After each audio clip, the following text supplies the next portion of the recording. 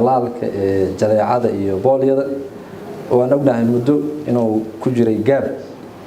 coronavirus kii jiray awgeed maanta inaan u fadhino xafladaas daafurkeeda oo aan rabno inuu noo daafuro gudoomiyaha gobolka Banaadir iyo duqa magaalada iyo wasiirkeena wasaaradda caafimaadka iyo daryeelka bulshada sidaan ognahay talaalkan waxa loogu talagalay oo target gareynaya dadka degan gobolka Banaadir ilmaha ka yar 5 sano under 5 ka ah dhibaatada ay leedahay marka booliyada iyo measleska kulliga wada ogsoonahay waxa naga kaalmeyn doona WHO mudana gudoomiye arintan waa soo jiitantay muddo dheer ay soo socotay maanta waxa waaye waa maalin farxad ah waa maalin nooga duwan maalmihii horeeto waa bilow fiican oo gobolka Banaadir oo rabo inuu kula soo wareego adeegiisa caafimaadka sida wada ognahay bil ka hor wasaaradda waxbarashada iyo tacliinta sare waxay gobolka Banaadir ku soo wareejisay adeega waxbarashada aasaasiga taasoo sharciyan dastuurka ku qoraayo aqliga saliimkan uu sheegayo marka waxaan maanta u joognaa qayb kamid ah qaybtaas oo talaalkii ah inuu maanta gobolka Banaadir oo rangareynayo kormeerkiisii fulintiisii dabagalkiisii wasaaradda caafimaadkana ay nagu kormeerayso inaan shaqadii la rabay inaan qabanay sida la mid ah sida stage-yada kale ay hawshaas u qabtaan waa bilow fiican waa barako fiican waxayna ku timid leadership gudoomiyaha gobolka Banaadir oo geed dheer iyo geed gaaban u koray in dadka degan gobolka Banaadir ay ka tashadaan service-koodii adeegyadooda waana mas'uuliyad sax ah waana aqli sax ah waa logic waa qofkii maskaxdiisa fiicanta wuxuu ku fikirayo waa kaaga mahadcelinaynaa mudane gudoomiye waxaan rajaynayaa insha Allah inta kale oo dhimanna inay xafladaha ku xigo aan u qaban doono hadduu Ilaahay yiraahdo waxaan wada ognahay 13 xubnood inuu maamul gobolka Banaadir uu ku yeeshtay aqalka sare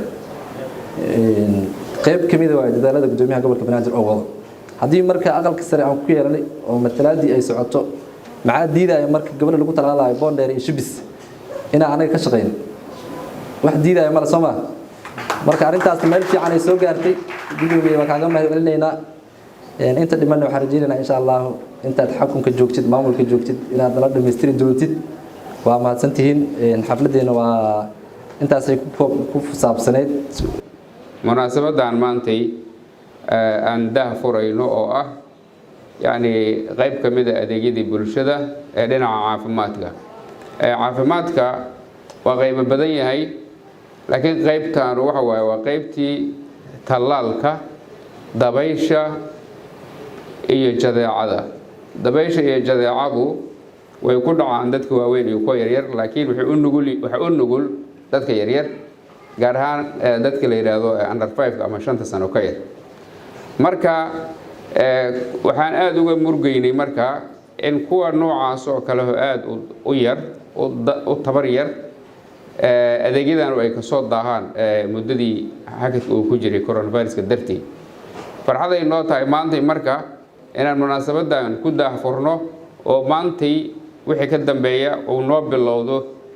talaalkii booliyada ama dabaysha iyo talaalkii jadeecada oo si garbo simana loo fulin doono biidnillah waxa sidoo kale fursad ah maamulada degmooyinka heer degmo heer gobol wasaaradda caafimaadka ku joogteynaysa iyo hay'adihii ka kaalmeynayay dadka Soomaaliyeed ee humanitarianka ama yani bini'aadanimada inay si wada jir ah ay isla shaqeynayaan runtii waa dadaal dheeraad ah oo la sameeyay oo aan rajaynayno si dhameystiran sanadkan inta uu soo dhamaan in loo gaaro oo loo dhameystiro biidnillah talaalka marka waa la maqlaa laakiin waxa dhici kara inaan aad loo fahamsanin talaal waxa waaye cudurka laga baqaayo inuu qofka uu ku dhaco ayaa ay suuragal tahay cudurkaasu hadduu qofkan ku dhaco inuu ama la tacbaano ama uu dhinto marka qayb yar oo jirkii qofka lagu barayo ya cudurkii jirkuna uu yani awood siinaysa inuu iska difaaco taas ayaa la yiraahdaa talaal marka jirkii ayaa baranaya isla markaas waa wax yar oo aan jirka ama qofka bini aadamka aan dhibaato weyn gaarsiinin marka si fudud jirku uga adkaaraya kadib difaaciyaasha jirku difaaci galayaan cudurkaas uma soo dhawaa karo marka talaalka macnihiisu waa sidaas marka ha ahaato ama dadka waaweyn ama ha ahaato dadka ciyaalka hadba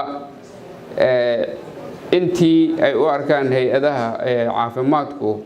in ay talaal u baahan yihiin muhiim ayay u tahay marka hadda waa kii under 5ka oo mataqaana ciyaalka yaryarka ah